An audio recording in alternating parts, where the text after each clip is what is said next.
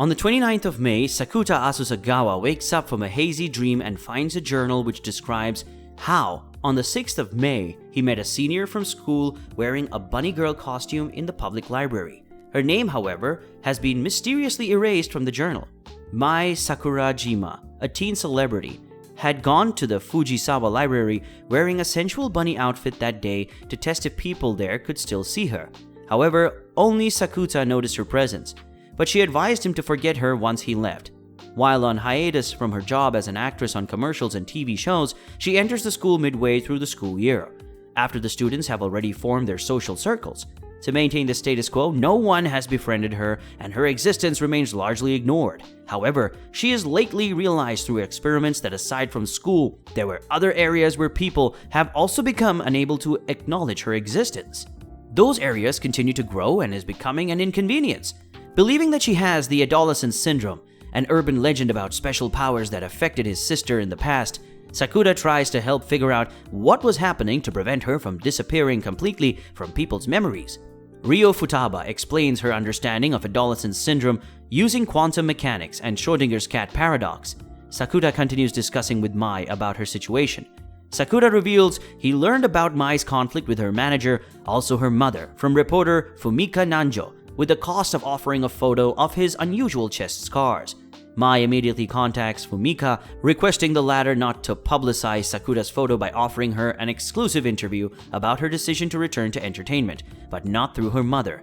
Mai then agrees to spend a day with Sakuta but denies it as an actual date. Before it begins, Sakuta gets involved in a misunderstanding with first-year Tomo Koga over a lost child in a park, during which the two kick each other's buttocks, delaying his meeting with Mai. When they go out together, Mai makes an appointment to meet with her mother to inform the latter about her decision. However, Mai discovers that even her mother cannot see her or even remember her. Sakuta then decides to take Mai to a faraway city in order to see if anyone still remembers, but the attempt ends in vain. At night, they decide to rest in the same room at the hotel. When Mai is taking a bath, Sakuta contacts Yuma and Ryo and finds that at least they still remember Mai. Sakuta and Mai sleep on the same bed and discuss whether Sakuta will eventually forget her too. Mai proposes to kiss with Sakuta, shown in the beginning of episode 1, but Sakuta chooses not to. The next morning, Sakuta reveals he was unable to sleep next to Mai. At school, he discovers his peers, including Yuma and Tomo, the girl he had encountered before his date, have forgotten about Mai. As they have all slept, Ryo proposes the school's atmosphere and sleeping cause the students to no longer remember her. Like Schrödinger's cat, her existence cannot be confirmed by those who refuse to acknowledge her. As such, Sakuta attempts to stay away as midterm exams approach. However, as he passes days on end without sleeping, he begins to lose his composure, but keeps stabbing himself with a pencil and drinking energy drinks to keep himself awake. While studying with Mai on the third sleepless day, she induces him into sleeping with pills and tearfully bids him farewell, thanking him for doing his best to try to remember her as he dozes off. On the last exam day, Sakuta has forgotten about her. However, his memories of her return upon spotting a kanji they had studied together in his exam sheet, prompting him to run outside his classroom. His memories with her over the past week begin flooding in, and he realizes that he loves her. In front of the school, he confesses his affection to her, overriding the syndrome. Mai appears before him again and chastises him for his decision. Now recognizable to her classmates again, Mai announces the truth about Sakuta's syndrome. On June 27th, Sakuta proceeds through his day by eating lunch with Mai, who accepts his feelings for her and encounters Tomo being asked out by Meizawa, a member of the basketball club. However, June 27th begins to repeat as Sakuta finds himself stuck in a time loop, which Ryo attributes to the phenomenon of Laplace's demon. To break out of the loop, she suggests he try to find whoever is not behaving the same as the day repeats, leading him to Tomo. While hiding in a desk, Tomo explains her best friend had a crush on Meizawa, hence her reluctance to accept his confession, and the reason for her to be hiding from him. Sakuta and Tomo eventually fall on top of each other by accident, angering Meizawa and Mai when they spot the two. Thinking he will have another June 27th, Sakuta wakes up to discover it's June 28th, meaning that he must amend his relationship with Mai. Tomo later proposes she and Sakuta enter a fake relationship until the start of summer break. Sakuta agrees after seeing Tomo's distress at the thought of her losing her friends and comparing this to how his sister Kade felt when a similar occurrence happened to her. Later that night, as Sakuta is trying to figure out how to explain the situation to Mai surprisingly comes to his apartment and asks why he hadn't come to explain himself yet about Tomo. Now pseudo-dating Sakuta, he is taken aback when she shows up to work in the same restaurant as him as a waitress. While at work, he asks Yuma if Maezawa is a good person, as he wants to know if he should be feeling guilty for him for what is happening. However, Yuma instead tells him that Maezawa tried to get into the relationship with Tomo while having a girlfriend, and that he has spoken negatively of his past partners, making Sakuta feel better. Tomo's reputation begins to falter as Maezawa spreads false rumors about her promiscuity while dating Sakuta. Nevertheless, the two go on dates, getting closer to one another. At the train station after school, Maezawa finds and taunts the pair, instigating Sakuta to fight him. However, Sakuta ultimately humiliates him in front of everyone and denies the rumors of himself and Tomo by admitting that he is a virgin. When they leave the scene, Tomo thanks Sakuta for standing up for her. Sakuta assures Tomo that they will remain friends upon ending their relationship, with Tomo assuring that she will do her best to be his best friend. On July 18th, the day before summer break, Sakuta and Tomo agreed to discontinue their romantic relationship after a date on the beach. However, Sakuta is pulled another time loop, which repeats July 18th multiple times, unlike the first loop. Tomo is unaware of the cycle. Following a conversation with Ryo, he realizes Tomo has been lying about her feelings, hence the repetition of July 18th. After confirming his suspicions in this second July 18th, Sakuta takes her to Enoshima instead and confronts her, where she admits she has fallen in love with him, but he respectfully turns her down.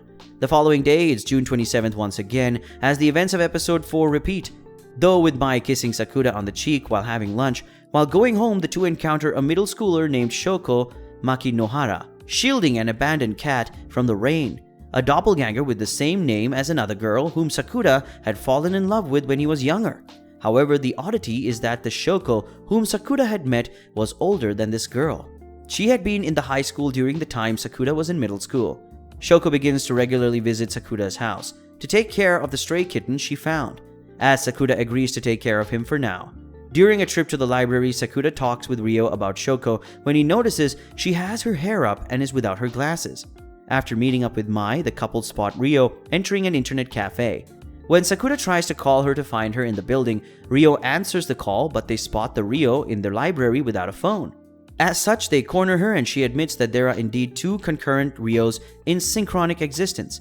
The Ryo from the library goes with them to Sakuta's apartment, where she suggests that duplication is a result of two personalities that move via quantum teleportation. The other Ryo also supports the idea but believes she knows why it happened.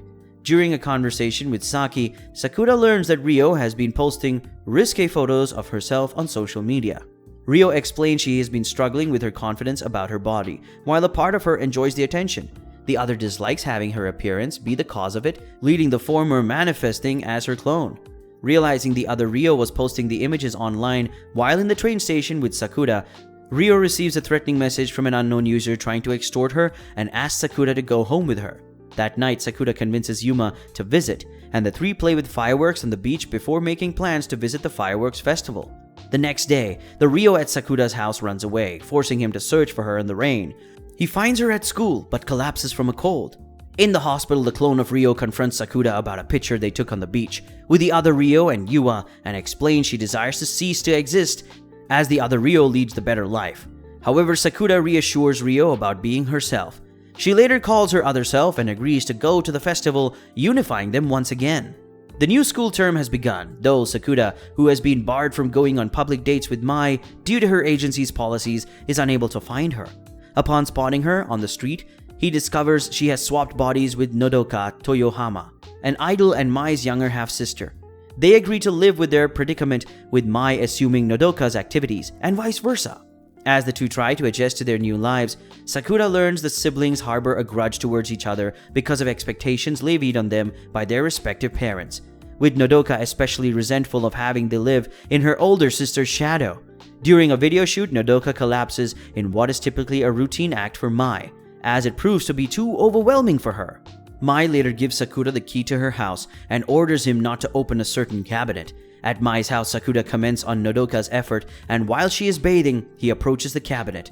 Sakuta finds an aluminum box inside Mai's cabinet. When he returns home, Kade greets him in her school uniform, while Mai gives him tickets to Nodoka's idol group's upcoming concert. Although Mai excels in the performance, Nodoka is distraught when she observes her mother praising Mai, something she did not do with her. At the beach, Nodoka attempts to run out to sea and drowns herself, before Sakuta catches her and tells her that Mai does indeed love her. Back home, Nodoka demands an explanation, so Sakuta gives her the box he found on Mai's cabinet, which contains letters she wrote to Mai when they were younger. Mai explains she read and kept them to motivate her through the stress of her work. She adds Nodoka's mother has worried for her happiness, and she tries to live up to the expectations, urging her to pursue her own goals. As they embrace, the two revert to their original bodies. Ryo proposes the phenomenon is a variation of quantum teleportation from Nodoka wanting to be like her older sister, and possibly Mai's jealousy for her. In an after-credits scene, Nodoka moves in with Mai following an argument with her mother, while Mai's relationship with Sakuta goes public. At a press conference, Mai elaborates on Sakuta's role in her life and influencing her decision to return to acting. However, in the same press conference, she urges the public that she wishes for them to respect his privacy. Inspired, Kade decides to organize a list of goals she wants to accomplish by the end of the year, which includes answering the phone, going outside, and going to school. Sakuta receives a letter from the Shoko from his past. With Sakuta's help, Kade begins to achieve each of her goals, with Mai helping her accomplish her goal of answering the phone. Confident, she's able to step outside their apartment with Sakuta's help. As the days pass, they eventually manage to go to the park and the beach. While playing at the beach, she runs into Koto Mikano, her childhood friend, yet she has no memories of her. Sakuta reveals that Kade has lost her memories of her past. Sakuta explains Kade's condition to Mai and Nodoka. Due to the cyberbullying, Kade started to experience dissociative amnesia. Worried about her, their mother suffered a mental breakdown, making her unable to accept what has happened to her daughter. And Sakuta receives the scar on his chest.